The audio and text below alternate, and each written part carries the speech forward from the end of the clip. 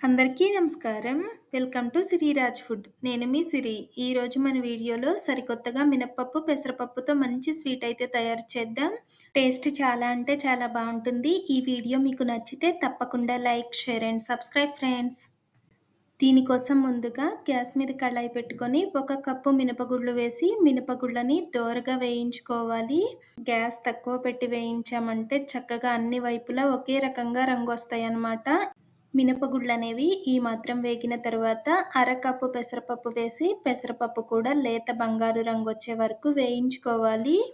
పెసరపప్పు ముందే వేసామంటే పప్పు అనేది సన్నగా ఉంటుంది కాబట్టి వెంటనే మాడిపోతుంది. పెసరపప్పు కూడా ఈ మాత్రం వేగిన తరువాత 5, 6 జీడిపప్పు, 5, 6 బాదం పప్పు, ఒక 3, 4 యాలకులు వేసి ఒక్క నిమిషం పాటు వేయించుకుంటే సరిపోతుంది. ఈ మాత్రం వేగిన తరువాత ఒక ప్లేట్లోకి తీసి పక్కన పెట్టేద్దాం.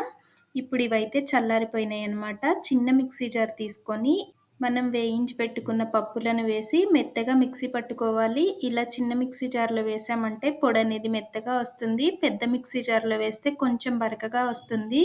ఇప్పుడు ఈ పొడిని అయితే ఒక ప్లేట్లోకి తీసి పక్కన పెట్టేద్దాం.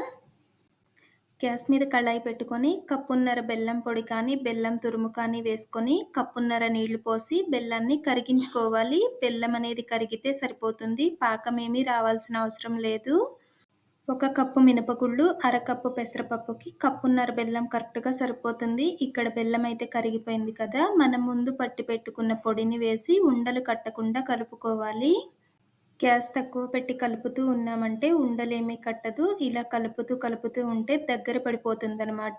ఇలా దగ్గర పడిన తరువాత 1 కప్పు పాలు పోసి పాలలో కూడా చక్కగా కలిసేలాగా కలుపుకోవాలి. పాలు పోస్తే తినము అనుకునే వాళ్ళైతే బెల్లం కరిగించేటప్పుడే 1 కప్పు నీళ్ళు ఎక్కువ పోసుకున్నామంటే సరిపోతుంది.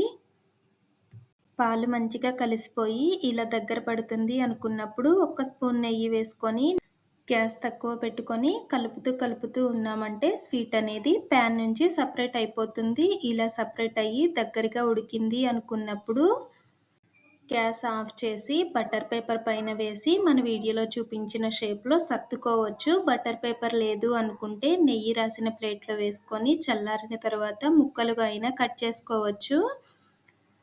ఇలా బటర్ పేపర్లో సర్దుకున్న స్వీట్ని ఒక అరగంట పాటు ఫ్రిడ్జ్లో పెట్టి తీసి ముక్కలుగా కట్ చేసుకోవడమే. ఇలా స్వీట్ తయారు చేసామంటే ప్రెగ్నెంట్ లేడీస్ కానీ చిన్నపిల్లలు కానీ చాలా ఇష్టంగా తింటారు. ఒక్కసారి ట్రై చేసి చూడండి. ఈ వీడియో మీకు నచ్చితే తప్పకుండా లైక్ చేయండి, షేర్ చేయండి, సబ్స్క్రైబ్ చేయండి. రేపు ఇంకో సరికొత్త రెసిపీతో మళ్ళీ కలుసుకుందాం. By bye friends.